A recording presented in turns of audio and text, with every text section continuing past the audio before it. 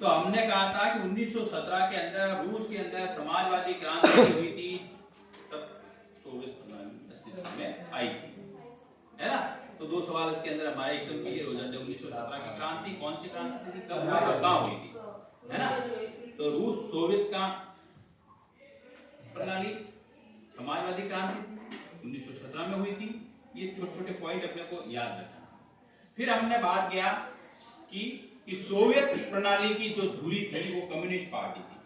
Soviet प्रणाली की धुरी कम्युनिस्ट पार्टी थी। कम्युनिस्ट पार्टी के द्वारा जो भी वहां निर्णय लिए जाते थे वो वहां पर लागू किए जाते थे। फिर हम बात करें तो अमेरिका को छोड़ करके बाकी का जितना भी विश्व है उसकी तुलना में सोवियत संघ की अर्थव्यवस्था उस समय तत्कालीन परिस्थितियों में बहुत ही ज्यादा विकसित।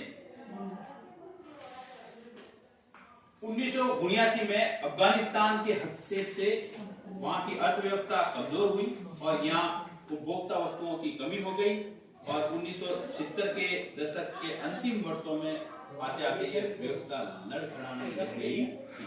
तो सोवियत संघ की जो अर्थव्यवस्था थी वह धीरे धीरे कमजोर होने लगी।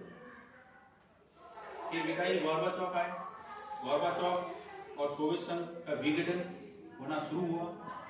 1980 के दशक में कम्युनिस्ट पार्टी के महासचिव गोर्बाचोव बने।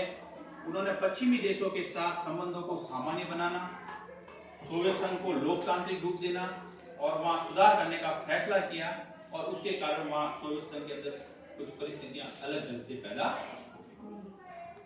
तो दूसरा जो हमारा सवाल आता है सोवियत संघ के अंदर मिखाइल गोर्बाचोव को लेकर, है ना। तो 1980 के अंदर वो कम्युनिस्ट पार्टी के महासचिव के पद पर पदासीन हुए थे। ये भी पूछा जाता है कम्युनिस्ट पार्टी के 1980 के महासचिव कौन थे, मिखाइल गोर्बाचोव। जब वो आए उनके बाद उन्होंने कुछ परिवर्तन करना शुरू किया और परिवर्तन के परिणाम क्या हुए, तो वो हम बात करते हैं कि पूरी यूरोप की साम्यवादी सरकारें जनता के दबाव में एक एक करके वहां गिर गई और वहां पे लोकतंत्र की स्थापना धीरे धीरे होनी शुरू हो गई। दूसरा, देश के अंदर आर्थिक और राजनीतिक सुधार और लोकतांत्रिकरण का नवीनीकरण के कारण जहां साम्यवादी दल के नेताओं द्वारा विरोध किया गया, वही जनता चाहती थी कि इसके अंदर तेजी से सुधार किए जाए और यही परिणाम हुआ कि 1991 के अंदर सोवियत संघ के जो 3 बड़े गणराज्य थे, यूक्रेन, रूस और बेलारूस, ने सोवियत संघ की समाप्ति की घोषणा कर दी। जो सोवियत संघ था वो खत्म कर दिया और इसके अंदर सबसे आगे ये 3 जो देश थे, रूस, बेलारूस और यूक्रेन, इन तीनों ने मिलकर के सोवियत संघ को समाप्त कर दिया। बाकी के गणराज्यों को राष्ट्रकूट का संस्थापक सदस्य बना दिया गया। रूस को सुरक्षा परिषद में सोवियत संघ की सीट मिली। सोवियत संघ के अंतरराष्ट्रीय करार और संधियों को निभाने की जिम्मेदारी उसको सौंपी गई और इस प्रकार सोवियत संघ का पतन हुआ। सोवियत संघ का जो विघटन हुआ, उसके विघटन के परिणाम स्वरूप हम बात करते हैं, तब हम कहते हैं कि कुछ ऐसी परिणतियां रही थी जिसके कारण सोवियत संघ का विघटन हुआ। तो दूसरा जो बड़ा सवाल परीक्षा के अंदर पूछा जाता है, लघुत्तरात्मक सवाल भी आ सकता है, वो ये आता है कि सोवियत संघ का विघटन क्यों हुआ, है ना। ये पॉइंट अपने को ध्यान रखना, ये बड़ा सवाल आ सकता है। 3 नंबर का प्रश्न परीक्षा में पूछा जा सकता है कि ऐसे क्या कारण थे जिसके कारण से सोवियत संघ का विघटन हुआ। सीधा सीधा सवाल भी पूछा जा सकता है, सोवियत संघ का विघटन क्यों हुआ, सोवियत संघ के विघटन के प्रमुख कारण क्या थे। इन सब का उत्तर एक ही रहेगा बेटा। तो जो पहला बात थी, तो हम बात करते हैं सोवियत संघ के विघटन के पीछे जो प्रमुख कारण थे, उन कारणों में पहला कारण था वहां की राजनीतिक आर्थिक संस्थाएं अंदरूनी कमजोरी के कारण लोगों की आकांक्षाओं को पूरा नहीं कर पा, है ना। वहां की जो भी राजनीतिक पार्टियां थी या इकोनॉमी को डेवलप करने वाली आर्थिक संस्थाएं थी, वो अंदर से खोखली हो गई थी, कमजोर हो गई थी, जिसके कारण लोगों की आकांक्षाओं को पूरा नहीं कर, है ना, और इसके कारण से सोवियत संघ टूट गया। दूसरा, सोवियत संघ के विघटन का जो प्रमुख कारण रहा वो था हथियारों की होड़। परमाणु हथियार, सैन्य साजो सामान, पूरी यूरोप के पिछले लघु देशों के विकास पर हुए खर्चों के कारण भी सोवियत संघ को बहुत गहरा, है ना। इसके कारण से भी वहां की अर्थव्यवस्था लड़खड़ा गई थी और इसके कारण सोवियत संघ का विघटन। तो कुल मिलाकर के यदि हम छोटा सवाल जो है इसके अंदर दूसरा पॉइंट तो सोवियत संघ के पतन के या विघटन के क्या कारण थे, तो उसमें शॉर्ट में ये भी लिख सकते हैं परमाणु हथियारों का निर्माण, हथियारों के ऊपर सैन्य साजो सामान के ऊपर ज्यादा से ज्यादा खर्च, है ना, ये भी पॉइंट लिख सकते हैं। तो पहला हो गया राजनीतिक और आर्थिक संस्थाओं की अंदरूनी कमजोरी, दूसरा हो गया हथियारों की होड़, है ना, शॉर्ट में लिखे तो। तीसरा जो सबसे महत्वपूर्ण कारण था, पश्चिमी देशों की तरक्की के बारे में सोवियत संघ की जनता को जब ये जानकारी मिली कि सोवियत संघ पश्चिमी देशों से काफी पीछे हैं, तो भी उनको बहुत ज्यादा आघात। तो तीसरा सोवियत संघ का विघटन का कारण था, यह था पश्चिमी देशों की तरक्की, है ना, कि भाई अपना पड़ोसी है वो तो आगे बढ़ रहा है और हम पीछे रह रहे हैं, तब ये तो हमें मंजूर नहीं। तो ऐसे लोगों का साथ क्यों करना जिसके कारण हम पीछे रह जाए, तो ये भी इसके विघटन का प्रमुख कारण रहा। चौथा सबसे महत्वपूर्ण कारण, वहां की जो प्रशासन था वो भारी भ्रष्टाचार में लिप्त था, और जिस देश का प्रशासन भ्रष्टाचार में लिप्त हो जाता है उस देश का पतन निश्चित है ना। वो ज्यादा वहां जो है राजनीतिक संस्थाएं, आर्थिक संस्थाएं ज्यादा दिनों तक कार्य नहीं करती। फिर मिखाइल गोर्बाचोव ने जब सुधारों को लागू किया तो आकांक्षाओं और अपेक्षाओं का, जनता का जो ज्वार उमड़ा, उसका सामना भी वहां के लोग करने लगे। तो ये भी उसके पतन का प्रमुख कारण था। रूस, बाल्टिक गणराज्य यूक्रेन और जॉर्जिया में राष्ट्रीय भावनाओं और संप्रभुता की इच्छा का उभार आया, और ये भी सोवियत संघ के विघटन का कारण बना। तो कुल मिलाकर के यदि परीक्षा में सवाल आता है सोवियत संघ के विघटन के प्रमुख कारण क्या थे, तो आपको जो प्रमुख कारणों के बारे में लिखना है वो शॉर्ट के अंदर मैं बता देता हूं कि 2, 3, 4 बातें आपको याद रखनी। नंबर 1, सैन्य साजो सामान पे ज्यादा से ज्यादा खर्च करना, परमाणु हथियारों की दौड़ में शामिल होना, राजनीतिक और आर्थिक संस्थाओं का पतन होना, राजनीतिक और आर्थिक संस्थाओं में कार्यरत लोगों का भ्रष्टाचार में लिप्त होना, ये जो प्रमुख कारण रहे। पश्चिमी देशों की जो है तरक्की होना, उसके कारण फिर भी वहां के लोगों को धक्का लगना, और मिखाइल गोर्बाचोव ने जब वहां सुधार किए तो उन सुधारों पर जनता का बहुत ज्यादा दबाव होना, ये जो प्रमुख बातें थी जिसके कारण से सोवियत संघ का विघटन। क्लियर? सोवियत संघ के विघटन के क्या कारण थे?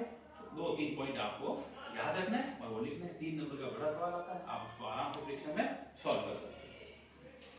फिर सोवियत संघ के बारे में जब अपन बात करते हैं तो उससे रिलेटेड कुछ प्रश्न हमेशा बार बार परीक्षाओं में पूछे जाते हैं। उन प्रश्नों के बारे में जब हम बात करें तो अपन एक एक करके उन सारे प्रश्नों को समझने का प्रयास करते हैं।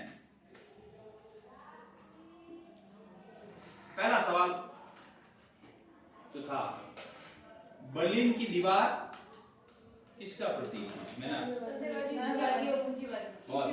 है ना, मैंने आपको पिछली अखबार की परीक्षाओं में भी इस पॉइंट के ऊपर डिस्कशन किया था, है ना, और हमने अच्छी तरीके से ये सवाल जब पढ़ा था परीक्षा में भी ये प्रश्न पूछा गया था। तो हमने कहा था कि बर्लिन की दीवार जो थी पूंजीवादी दुनिया और साम्यवादी दुनिया के बीच में विभाजन का प्रतीक है ना। तो ये चीज हमें वापस इस बार परीक्षाओं में पूछी जा सकती है। बर्लिन की दीवार जो थी उस दीवार को 1961 में बनाया है ना, ये भी हमने पढ़ा था कि बर्लिन की दीवार को कब बनाया गया था। बर्लिन की दीवार को 1961 के अंदर बनाया गया था।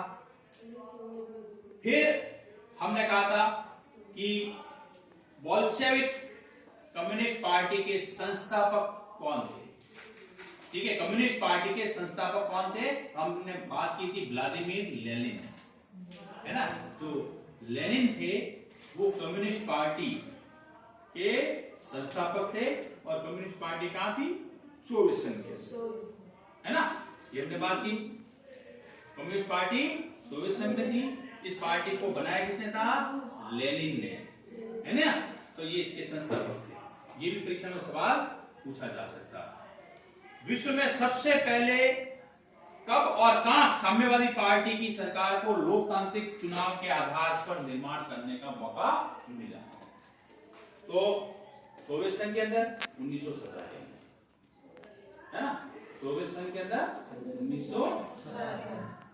तो ये इसके अलावा जो प्रश्न पूछे जाते हैं, उन प्रश्नों के अंदर जब हम बात करते हैं तो शॉक थेरेपी से रिलेटेड भी प्रश्न हर बार परीक्षा में पूछा जाता है ना। शॉक थेरेपी से आप क्या समझते हैं? शॉक थेरेपी शब्द का क्या अर्थ है?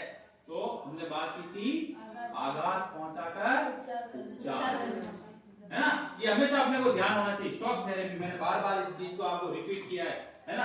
अर्धवार्षिक परीक्षाओं में भी इसके बारे में अपन ने डिस्कशन किया है। शॉक थेरेपी का मतलब होता है आघात पहुंचा करके उपचार करना। सामान्य शब्द है, आपको हमेशा याद रहेगा। कई बार हम कहते हैं अरे मेरे को शॉक लग गया, है ना। थोड़ा सा आपको कोई अचानक कोई समाचार देता है ना, तो आप क्या कहते हैं? डर। यही शॉक अचानक परिवर्तन, है ना। तो आघात पहुंचा करके उपचार करना, ये जो है शॉक थेरेपी के अंतर्गत आता है। बाल्टिक गणराज्य कौन कौन से राष्ट्र में आते हैं, इसके बारे में भी हमें ध्यान रखना चाहिए। तो बाल्टिक गणराज्य के अंतर्गत एस्टोनिया, लताविया और लिथुआनिया, ये 3 राज्य आते हैं। परीक्षा में सवाल पूछा जाता है बाल्टिक गणराज्य के अंदर कौन कौन से देश आते हैं? एस्टोनिया, लताविया और लिथुआनिया, है ना। परीक्षा के अंदर पूछे जाते 3 सवाल है। तो 3 देश है, इन 3 देशों के नाम हमें याद रहने चाहिए। अगर किसी कारण से एक ही याद रह जाएगा तो दो जो पीछे के नाम अपने आप याद रह जाएंगे, क्योंकि बाकी दोनों के नाम जो है अल्फाबेटिकली, है ना, सेम कीवर्ड से शुरू होते हैं। एस्टोनिया, लताविया और लिथुआनिया, है ना। ये बाल्टिक गणराज्य अपने दिमाग के अंदर बिठा देना इस सवाल को। बाल्टिक गणराज्य जैसे ही शब्द आता है बाल्टिक गणराज्य, है ना, तो बाल्टिक गणराज्य के अंदर 3 देश है अपने दिमाग में, एस्टोनिया, लताविया और लिथुआनिया, है ना। ये सारे शब्द अपने दिमाग के अंदर क्लियर होने चाहिए। उसके बाद में जब हम बात करते हैं शॉक थेरेपी हो गया, एस्टोनिया, लताविया, लिथुआनिया, बाल्टिक गणराज्य हो गया।